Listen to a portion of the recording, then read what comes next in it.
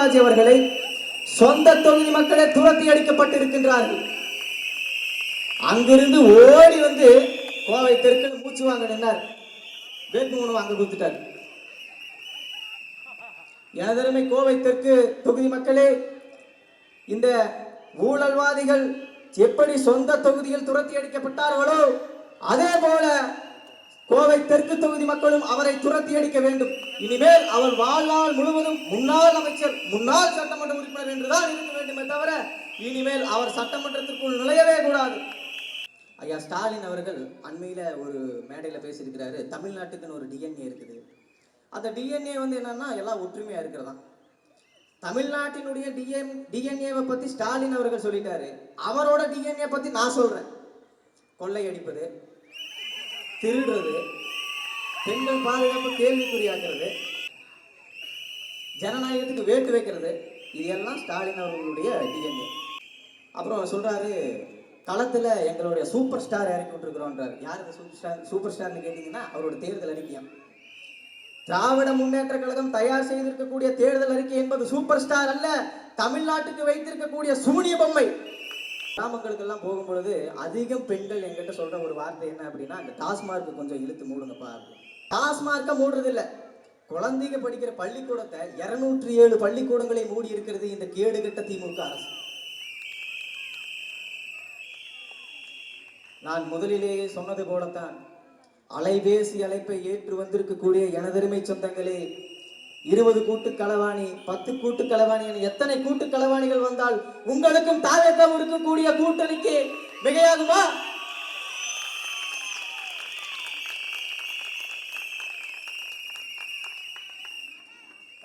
இடையில ஐயா ஸ்டாலின் அவர்கள் எங்க போனாலும் 5 ஆண்டு கால சாதனை 5 ஆண்டு கால சாதனைன்னு தேர்தலில் தோத்து போற வேதனையில பாதையை விட்டுட்டாரு. அதனால அதை கொஞ்சம் நான் ரிப்பீட் பண்றேன்.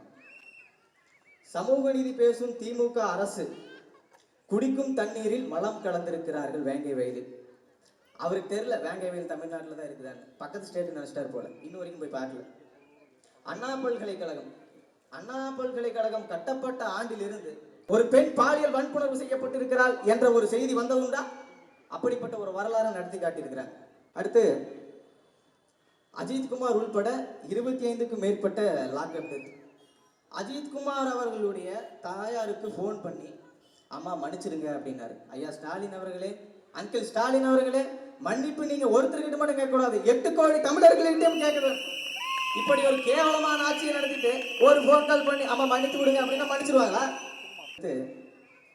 திமுக நிர்வாகி ஒரு அயோக்கியன் 2 வயது பெண் குழந்தையை கற்பழித்திருக்கிறார். எனக்காக வேணாம், என் தலைவருக்காக வேண்டாம், 2 வயது பெண் குழந்தைக்காகவாவது இந்த திமுகவை நீங்கள் வீட்டிற்கு அனுப்ப வேண்டியே தீரும். வீட்டிற்கு அனுப்பியே ஆக வேண்டும்.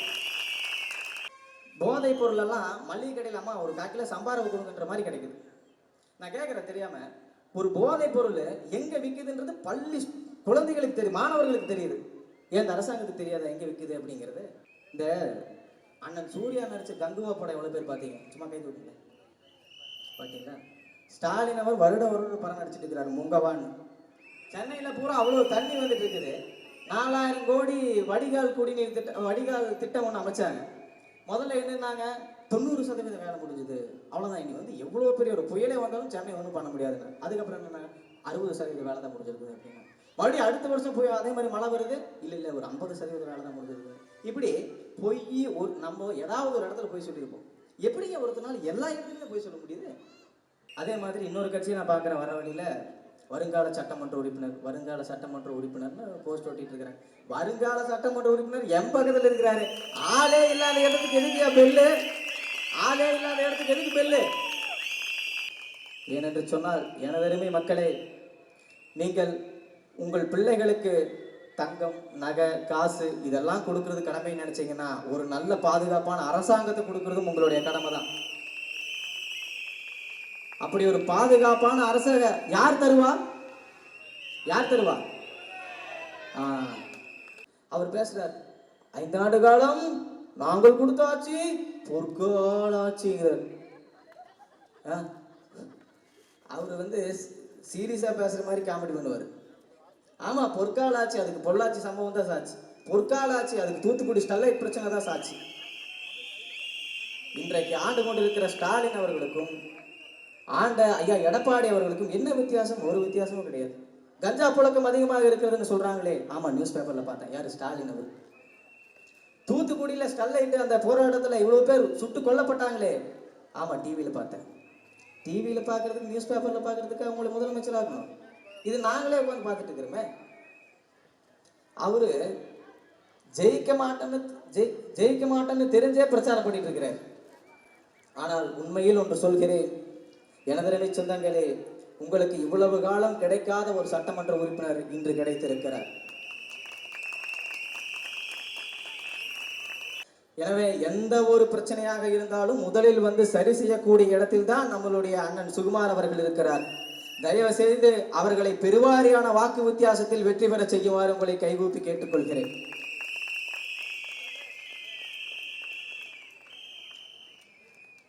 உங்களுடைய பிரச்சனைகளை கேட்டுவிட்டு செல்பவர் அவர் அல்ல, உங்களின் பிரச்சனைகளை தீர்த்துவிட்டு தான் அவர் செல்வார் என்று கூறி வாய்ப்பளித்த அனைத்து நல்ல உள்ளங்களுக்கும் வருங்கால சட்டமன்றம் வரும் காலங்களில் அவரே சட்டமன்ற உறுப்பினர் அண்ணன் சுகுமார் அவர்களுக்கும் மாவட்ட செயலாளருக்கும் மேடையில் அமர்ந்திருக்கும் விவசாய பெருங்குடி மக்களுக்கும் நன்றி கூறி விடைபெறுகிறேன். நன்றி, வணக்கம்.